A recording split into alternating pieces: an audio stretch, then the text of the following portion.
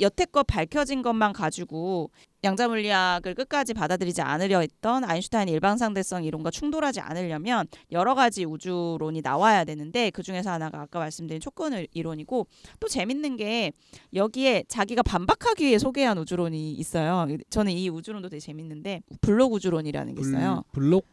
블록체인 할 때. 네, 그냥 정해져 모듈이죠, 있는 모듈. 블록. A 블록, B 블록 이렇게 모듈이죠, 되어 모듈. 있다고. 그러니까 이미 규정되어 있다. 이미 딱딱하게 이제 정해져 있다는 의미의 블록이에요. 그러니까 이 블록 우주론은요, 우리가 우주의 역사라고 말하는 빅뱅 탄생부터 이 우주가 죽을 때까지가 이미 다 있어요.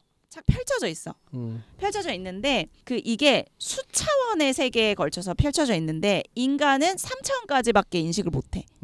그러니까 3차원 공간만을 움직이면서 순차적으로 하나씩 보고 있는 거예요. 블록을 지나고 있는 거야. 그러니까 우리는 그게 흐름이라고 느낄 뿐인 건데 사실은 그냥 펼쳐져 있는 거야. 그래서 시공간의 한 축을 따라서 우리가 스포트라이트를 비추듯이 그걸 체험하고 가고 있는 것뿐이지 실제로는 존재한다는 거죠. 그 실제 4차원 영역에 우리 인접한 4차원 영역에 외계인들이 존재하고 있는 거거든요. 예를 들면 그런 설명인 거죠. 우리가 볼 근데 볼 수 없는 영역이니까 무시하고 없다라고 그래서 생각하는 걔네들이 거지. 살짝 넘어올 때 맞습니다. 그거 가끔씩 카메라에 찍혀요. 그럼요. 랩틸리언. 뭐 그게 외계인이 유령인지 어떻게 알아? 근데 이거를 아니, 우리가 모르니까 외계인이라고 부르는 거죠. 외계죠. 에일리언이죠. 유령도 외계인의 일종일 수도 있는 거고. 다른 차원에서 슬쩍슬쩍 보이는 거야. 그렇죠. 근데 이거를 우리가 알 수 있는 차원이 3차원까지니까 1차원, 2차원, 3차원의 그 한도에서 설명을 그래서 하면 4차원 속도법을 익혀야 됩니다.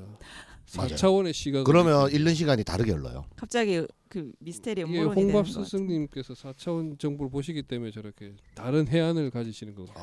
그거가 조금 잘 되시겠다. 인터스텔라에서 보잖아요.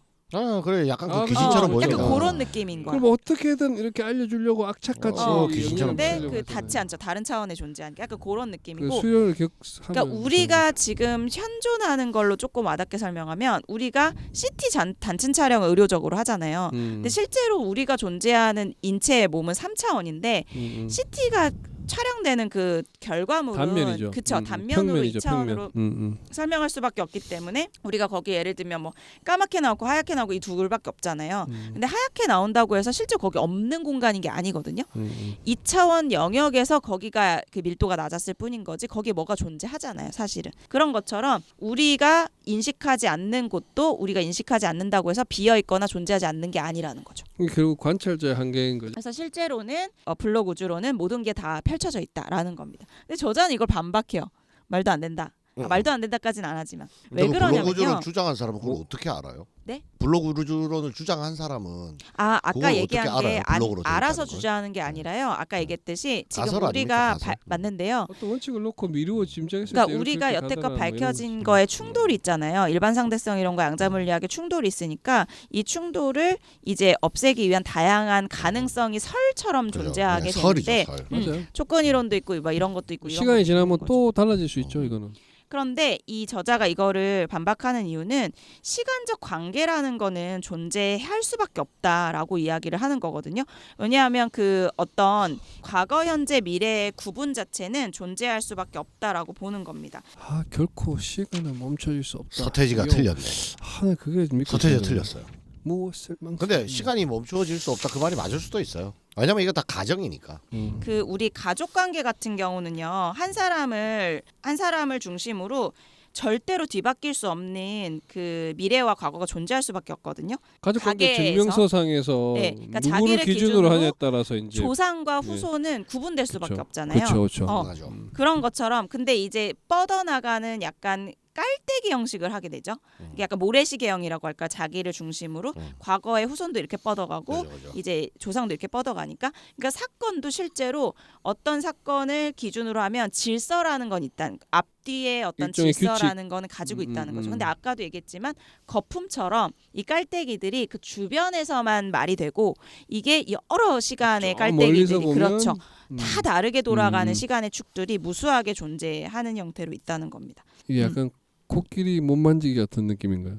그래서 이거를 그 빛을 기준으로 광원뿔이다. 원뿔의 형태를 한다. 그래서 광원뿔이라고 하는데 우주에서 시간 구조도 이 사람은 여러 개의 원뿔들처럼 질서가 여러 개 존재한다라고 주장을 합니다. 그리고 이 사람이 그 자기가 어떻게 해서 이러한 양자 루프 이론을 하게 됐는지를 설명하면 시간의 변수 없이 이 양자 중력을 설명하는 방정식을 미국에서 브라이스 다윈과 존 휠러라는 사람이 합작해서 알아내서 휠러 다윗 방정식이라는 게 있대요. 근데 이 방정식에 의하면 사건들이 상호 연결된 그물망처럼 존재하고 있다. 서로 영향을 주고받는 그렇게 이야기하는데 이 그 중력장이라는 거에 어떤 그 기반이기도 하죠. 휠러 다윗 방정식이 좀 증명을 한 거죠. 그런데 이 제가 아까 약간 접힐 수도 있고 휠 수도 있고 막 이런 얘기 했잖아요. 이 유동성은 캔버스들을 조금 더 양자들의 그 중첩되는 위치 가능한 그 네트워크로 묶으면 하나의 단위가 형성이 되는데 이 네트워크의 그 하나의 최소 단위를 루프라고 부르는 거예요. 그래서 이 루프 안에서 비연속적인 점프가 일어나고 루프 안에서 중첩되어 있는 그런 거품 같은 스핀 거품을 일으키면서 시간의 입자들이 존재한다는 거죠. 그렇게 설명하기 때문에 이제 루프 양자 시간의 이론이라고 입자? 이야기합니다. 지금 설명했잖아요. 아까 시간이 플랑크 쪼개고 쪼개는 더 이상 못 쪼갰더니 쪼개서 입자라고 한다. 못 쪼개는 단위가 실제로 나오더라. 그래서 시간이 입자적으로 존재한다라는 거를 밝혀냈다는 거죠. 아니 이게 저 쪽에서 보면 시간 입자가 존재한다는 걸 밝혀냈다, 증명했다. 이거가 이제 좀 받아들이기 힘든 거죠. 어떻게 밝혔는지는 뭐 알 수가 없으니까 우리가 그냥 뭐 밝혔다고 하니 밝혔다고. 그쵸. 물리 해야 되는데. 이게 나보다 훨씬 더 잘 아는 사람이 이렇게 했다고 하니까 내가 반박할 수 없어서 그렇죠. 뭐 그런가 반박하는 보다. 공식은 잘 모르겠지만 이렇게 하는 거니까. 이제 들어보니 시간이 존재하지 않는다는 거는 맞는데 그냥 어떻게 말하느냐 차이 같은데요. 사실 사랑도 존재하지 않고 뭐 협력도 존재하지 않고 사실 심지어 이런 책상도 존재하지 않는 거잖아요. 뭐 저기 사실 따지고 존재하지 보면. 않는다고 존재하는 하지는 거고 왜. 않았고요. 아니 그러니까 아까 우리가 시간은 직관하는 그러지 형태로 않는다. 존재하지 않고 그러니까 제 말은 어차피 시간이든 인간이 생각하고 인지하는 대부분은 인간이 개념화를 한 거니까 시간의 개념화는 우리가 살아가면서 필요하잖아요. 그래서 인간이 개념화를 시킨 건데 마치 그것이 그러니까 원래부터 없는 걸 개념화 시킨 거죠. 사랑도 원래 사랑이 어디 뭐 이렇게 존재하는 게 이거는 아니잖아요. 조금 달라요. 그러니까 그 제 말은 관점이 좀 뭐냐면 다르네. 그 무슨 말인지는 아니, 알겠는데 사회적으로 접근하는 거랑 사회적 제가 개념이 아니라 그러니까 제 말은 그래서 말장 나갔다는 거죠. 아니 근데 물리적으로 이게 존재하지 않는 거를 아는데 네네. 인간이 붙인 이름이잖아요. 제 그 말씀 드리는 게 아니에요. 물리적으로 존재해요. 시공간 입자로 존재를 해요. 근데 아까 얘기했듯이 우리가 하나로 느끼는 그렇지. 그런 그러니까 건 없고 우리가 인식하는 그 시간은 우리가 만든 시간인 거고. 그게 물리학적으로 정확히 봤을 얘기하면- 때 시간을 설명하고 싶은 거지 이 사람은 시간의 개념을 또 정확히. 그렇지. 그건 알겠다니까요. 시간이 각자 다 다른 네네네네. 거고 우리가 아는 그 네네네. 시간이 네. 어디 절대적으로 있는 게 아니라 네네네. 시간이 존재하는 방식은 우리가 인식하는 거하고 전혀 다른 뭐 그런 걸 수 있겠죠. 여기서 말하는 것처럼. 그 얘기가 조금 같으면서도 다른데 3부에 나옵니다. 그러니까 이 시간을 우리가 느끼게 만드는 거는 결과적으로 인간이라는 게 3부에서 밝혀지는데요. 아니, 근데 그러니까. 그거는 안 그러니까. 밝혀도 아니요, 충분히 아니요. 받아들일 조금 수 있을 아니요, 것 조금 같은데. 다른 한번 들어보자. 얘기예요. 한번 좀 들어볼 다른 텐데. 얘기니까 좀 들어주세요. 그러니까 왜 제가 다른 얘기를 얘기하냐면 예를 들면 이런 거예요. 제가 아까 엔트로피 개념 설명했잖아요. 엔트로피가 마치 우리의 시간의 흐름을 설명하는 것처럼 설명하는 단위인 것처럼 이야기하지만 아까 얘기했듯이 인간의 미시적인 걸 다 볼지 못하는 한계가 엔트로피라는 걸로만 시간을 이해할 수 있는 거죠.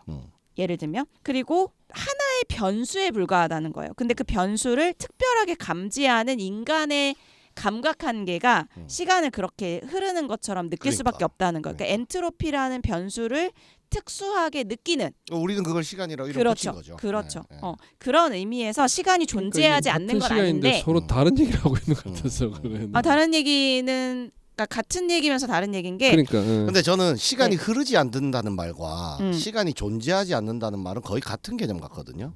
왜냐면 우리는 흐르는 것을 시간이라 부르기 때문에 우리의 인지 구조에서 흘러가는 것을 우리는 시간이라고 부르기 때문에 그러니까 아까 시간이 얘기했듯이 흐르지 않으면 우리가 말하는 그 단어상의 시간은 존재하지 않는 거나 똑같은 개념인 거죠. 근데 아까 얘기했듯이 네, 원뿔형의 어떤 사건의 어. 질서들이 우주에도 다 흩뿌려져 있어요. 그러니까 그거는 만약에 있다면 시간 말고 다른 이름을 붙여야겠죠. 시간이라는 이름 말고 다른 이름을 붙여야겠지 아마도. 근데 통일장이 있는데 중력장이라는 건 우주 전체에 걸쳐서 설명할 수 있는 그러니까 이게 용어상의 차이와 실제 그 차이가 조금 혼재되어 있다는 느낌은 좀 들긴 들어요. 근데 그거는 언어의 한계일 수도 그러니까 있어요. 언어의 한계, 언어의 한계인데 그러니까 어쨌거나 이분이 주장하는 전체적인 우리는 흐르는 거를- 것을 시간이라고 부르는데 흐르지 않으면 시간이 없는 거지. 그럼 그러니까 다른 단어를 써야지. 그 아니, 질서에 흐르지 않지 그러니까, 그 다른 구조로 존재한다면 네네네. 시간 말고 다른 단어를 써야 된다 이 말이죠, 제 말은. 우리가 생각하는 시간은 우리의 주관적으로 이름 붙인 그 시간의 흐름을 타임이라고 불러야 되고 그러면 이거는 다른 될 방식으로 것 같아요. 존재하는 어떤 여기서는 거는 뭐라고 얘기하냐면 뭐 시간 말고 뭐 시공이라고 부르자 뭐 이런 식으로 이제 해놓고 가야 되지 않느냐 이 말이죠. 그러니까 여기서 얘기하는 거는 관점이란 말을 쓰기는 해요. 그러니까. 관점에 의한 것이다. 그럼 제가 이제 여태껏 얘기한 걸 하면 이 사람의 생각은요. 내 생각에 시간 변수가 존재하지 않는 실제 우주에서 이 열적 시간, 우리가 즉 시간이라고 느끼는 이런 것들이 변수로 존재하는 것은 희미한 우리의 인간의 특성과 깊게 연결되어 있다.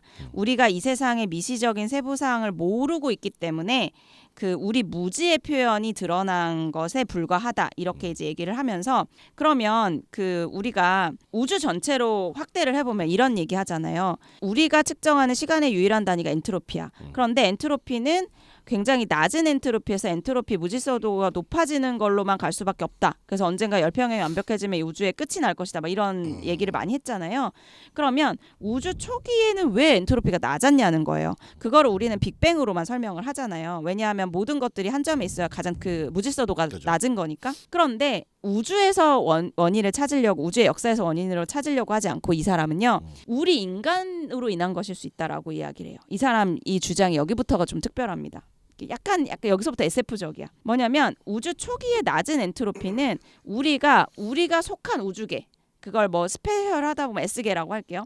우리가 속해 있는 우리가 관계 맺고 있는 우리는 이 넓은 우주의 진짜 일부에만 관계 맺고 있기 때문에 굉장히 일부와 관계 맺고 있는 이 우리의 우주계에서만 인간의 관점에 의해서 엔트로피를 특별하게 인식하는 그 인간의 관점에 의해서 이 독특하게 형성된 어떤 우주의 특징일 수 있다.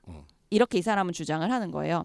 근데 우리와 관계 맺지 않고 있는 다른 우주는 모른다는 거예요. 모른다라고 얘기해야 한다. 우리는 우주 전체가 우주 전체가 그냥 하나의 점이었는데 이게 폭발해가지고 엔트로피가 그러니까 엔트로피 개념을 전 우주로 이해하잖아요. 근데 이분은 우리가 속한 우리가 상호작용해서 영향을 미쳐서 양자 중첩에 영향을 미칠 수 있는 그 우주계만 설명하자는 거예요. 이 멀티버스를 우리가 어떻게 다 알겠어. 그 얘기일 수도 있죠. 그러니까 우리는 무슨 세상에 대해 상상을 하든 한 번도 우리가 속한 우주 밖을 나가서 우리 우주를 본 적이 없어요. 그러면 외부로부터 우리 세상을 설명한 방법은 사실 없는 거야. 객관적으로. 아까 그 홍 박사님 얘기했듯이 또 밖에 관찰자 있고 또 밖에 관찰자 있으면 시간은 했듯이. 그냥 그 관찰자의 시선에라는 생각이 든다 이 말이죠. 지금. 그러니까 이 사람은 그냥 우리는 이렇게까지만 설명하자는 거예요. 우리가 속한 나의 양자 그 중력 이론에 따르면 시공간이 중첩되어 있으니까 이 중첩되어 있는 시공간을 우리가 인간의 그 관점이 그 영향을 상호작용을 해가지고 특정 시공간으로 구체화 시켜버린다. 그런데 그 구체화 시켜버릴 때 측정 단위가 엔트로피로 드러나는 것이다. 왜냐하면 인간이 그걸 어떤 특정 질서로 파악하기 때문에. 그러니까 엔트로피는 계기판이지 엔진이 아니라는 소리일 수도 있겠다. 맞아요. 그 얘기를 하고 있는 거. 되게 비유 진짜 잘하신다. 자, 그래서 저는 그거가 되게 충격이었어요. 그럼 빅뱅이 우리가 생각하는 우주의 시초가 아닐 수 있겠다. 우리가 얘기할 수 있는 우주가 극히 우주의 일부분에 불과할 수도 있겠다. 빅뱅을 직접 눈으로 보지 못한 자들이 우리가 이제 추론하는 건데 제가 그걸 보니까 알겠습니다. 여기까지 하겠습니다. 아니요, 얘기해 주세요. 아니 빅뱅을 봤다고 빅뱅을 말하려고 봤다고 하는데 얘기하니까 너무 많이 나가는 것 같아서 드립이 이 정도로 자제하겠습니다. 아니 뭐 굉장한 저항에 부딪힐 것 같아서. 맞네. 이거는 원래 종교적으로. 스승님 좀 너무 많이 가는 원래 것 사실 같아서 스승님은 거침이 없어야 내가 되는데. 빅뱅을 보니 이렇더라 말하려고 했더니만 조금 많이 간 것 그 같습니다. 정도 가야 예. 종교를 창시할 수 있는. 그러니까 아직 좀 그래서 수양이 사실은 부족합니다. 제가 하고 싶은 그 이론에 대한 소개는 거의 마쳤고 제가 이 책을 되게 너무 재밌게 읽고 심지어 이 책은요 뒤에 인간의 관점에 대해서 굉장히 중요하게 생각하는 철학 학문이 그 현상학이거든요. 그러니까 이 과학자가 제가 초반에 얘기했듯이 아직까지 인정받지 못한 진짜 새로운 이론이거든요. 창의적인 이론이거든요. 이거의 상상력을 철학자들의 의견을 가져와서 약간 자신의 근거로 강화를 하는 데 써요. 전 그것도 되게 신선하더라고요. 그래서 그거를 포함해서 제가 독후감을 좀 말랑하고 쉽게 썼으니까 이거로 좀 제가 마무리를 해보도록 독후감을 하겠습니다. 좀 전문을 좀 올려주세요. 전문 좀 많이 길어서 얼마나 길죠? 좀 많이 길어가지고 제가 다 읽지 않고 요약할 건데요. 일단 저는 요약본을 댓글이나 좀 올려주시면 좋겠네요. 이럴 수는 있겠네. 유튜브에 댓글 길어도 괜찮잖아요. 이건 더보기 그러니까 누르고 싶은 사람만 누르는 거 잘리잖아. 안 해봤는데 한번 보시죠. 길어도 되지 않아요? 설명으로 뭐 일단 한번 써볼 보시죠. 수도 있고. 다른 데 올려서 올릴 수 링크만 있는 해도 되고. 방법을 한번 네. 찾아보도록 하겠습니다. 아 저희 인스타도 있으니까. 네네. 링크 하면 되니까. 네, 제가 처음에 이 시간에 대한 책을 읽으면서 제 개인적인 체험이 떠오르는 거예요.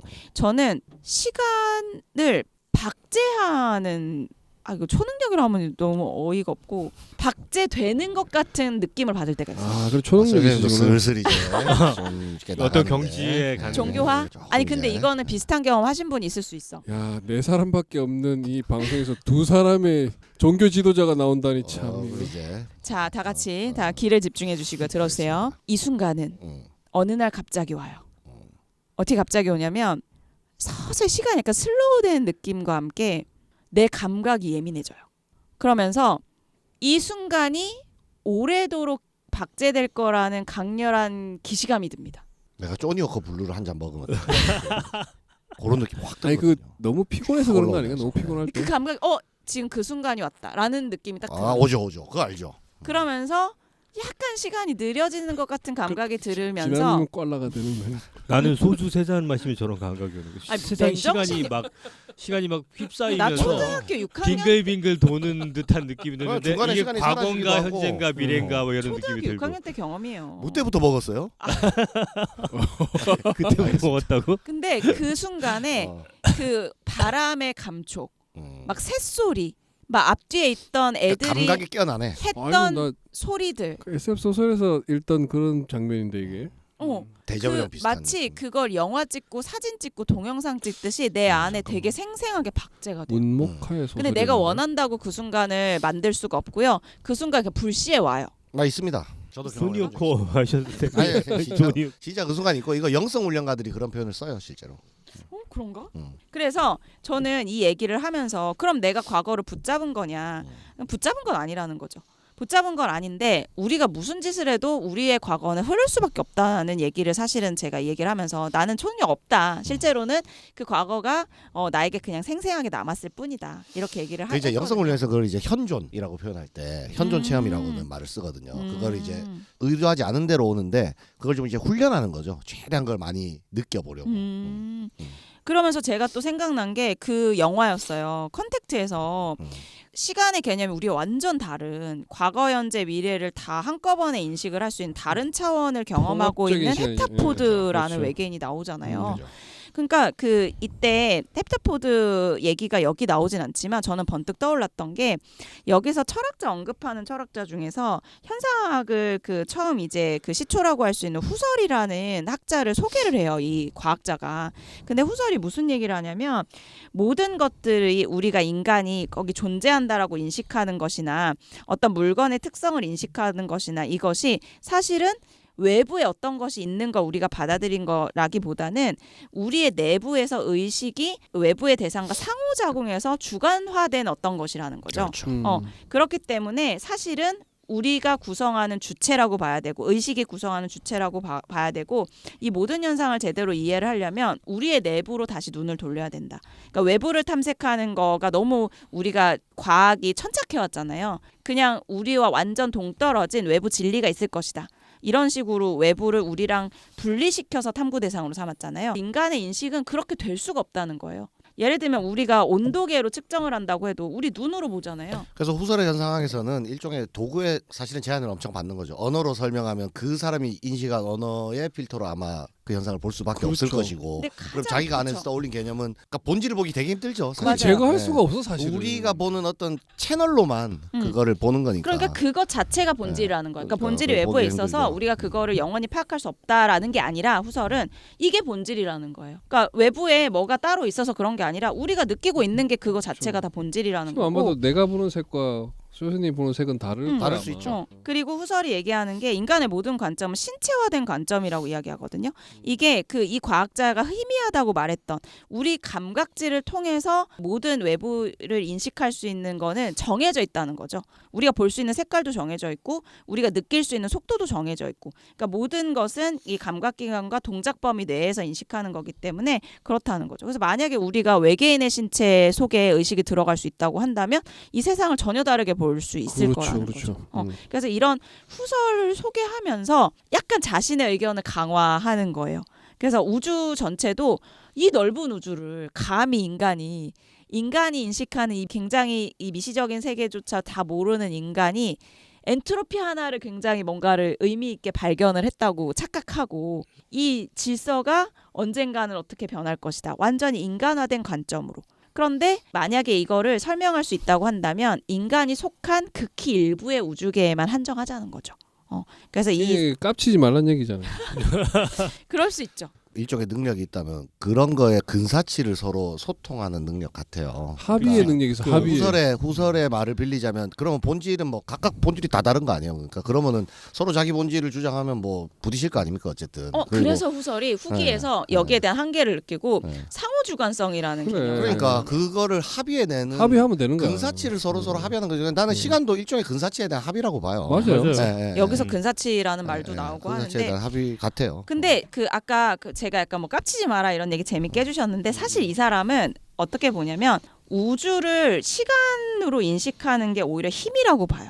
인간은 인간의 주체성이고 인간의 관점이라는 그렇죠. 게 우리의 우주에 충분히 인간의 영향을 특성이자 끼쳤고 인간의 관점이 어쨌든 시공간을 양자적 상태에서 벗어나서 구체화 시켰잖아요. 그렇죠. 구체화 시킨 거잖아. 계속 양자 합의해 나가고 있죠. 그렇죠. 양자 중첩 상태에서 어쨌든 우리가 구체화 시킨 그리고 표준화할 수 있는 어떤 시간대를 만들어낸 거니까 그렇죠. 그런 거는 의미가 있고 그래서 우리의 우주는 우리가 만든 것이다. 약간 이런 종류의 과학이 결국에 철학하고 좀 맞닿을 수밖에 없는 그럴 게 수밖에 없죠. 여기서 우리가 흔히 쓰는 그 존재라는 단어 자체가 도대체 존재가 뭐냐 또 따지고 맞아요. 들어가면 이거 맞아요. 되게 복잡해지는 맞아요. 거예요. 네. 그래서 나는 너무 재밌는 게 과학이 그동안 뭔가 결정되어 있는 것처럼 얘기했던 것이 좀 답답하고 네. 그러니까 뭔가 정말 이게 정답일까라는 의구심이 있었거든요. 이제 빅뱅 이론도 그렇고. 그렇죠. 약간 근데, 교조적으로 좀 이렇게 굉장히 뭐라고 하지 열린 결말 같다고 해야 되나?